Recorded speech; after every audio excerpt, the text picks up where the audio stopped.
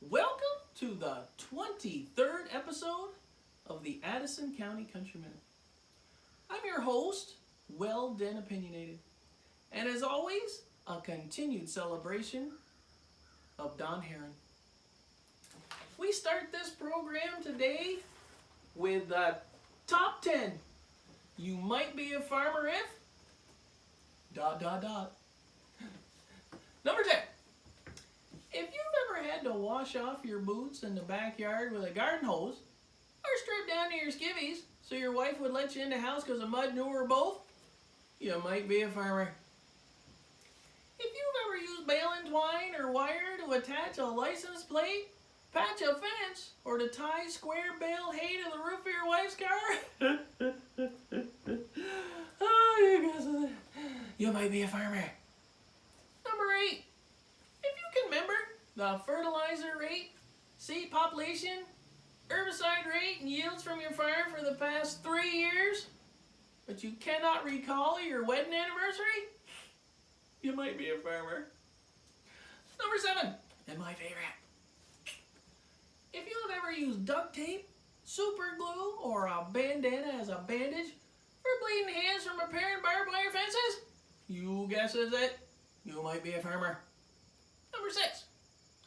If you refer to land using the names of the farmers who owned them generations before you, you might be a farmer. Number 5. If your family becomes instantly silent when the weather comes on the news each night, you might be a farmer. Number 4.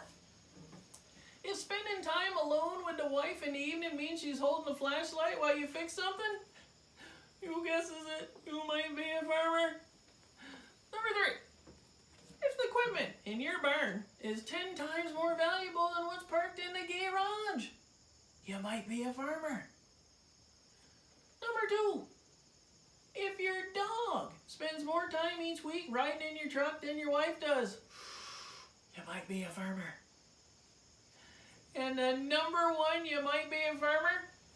If you win $1 million from the lottery, your life wouldn't change at all. You'd keep right on farming, maybe with newer equipment, more land, but you keep farming, because that's who you are and what you do. Yes, sir. Top 10 right there. Thank you very much.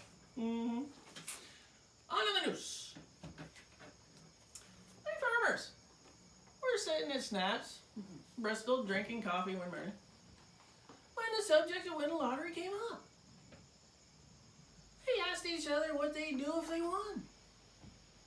Farmer Fred says, I think I'd take some time off, go on one of them there Alaskan cruises with the wife. I've always wanted to go on a cruise. Farmer Joe says, first thing I'd do is buy one of those fancy smancy sports cars. I always wanted to drive fast, right down the interstate. Farmer Mark was sitting there all quiet, fidgeting for quite some time. The other farmer says to him, come on, Mark, what would you do with your millions? Reluctantly, he finally answered, well, I imagine I'd just go on farming, like I have been, till the money runs out. Oh, I would too. The other 2 farmers shaking their heads, just passing the bill. Yeah. Oh, boy. In other news. Every Friday night, after work, this little duffer of a feller named Brady will fire up his grill and cook a venison steak. But all of Brady's neighbors were Catholic. And since it was Lent, they were forbidden from eating meat on Friday. The delicious odoriferouses from the grilled venison steaks was causing such a bother and taste that the Catholics about had enough. Finally, talked to their priest. The priest came to visit Brady and suggested he become a Catholic. Brady thought, okay. After several classes and much study, Brady attended Mass, and as the priest was sprinkling holy water on him, he said, you were born a Baptist, raised a Baptist, but now you are a Catholic. Brady's neighbors were relieved. horses once again filled the neighborhood. The priest was called immediately by the neighbors. As the priest rushed into Brady's yard, clutching a rotary, preparing to scold him, he stopped in his tracks and watched in amazement. There stood Brady, holding a small bottle of holy water, which he carefully sprinkled over the grilled meat and said, "You was born a deer, you was raised a deer, but now you's a catfish." Oh, not exactly water in the wine, but it works. Go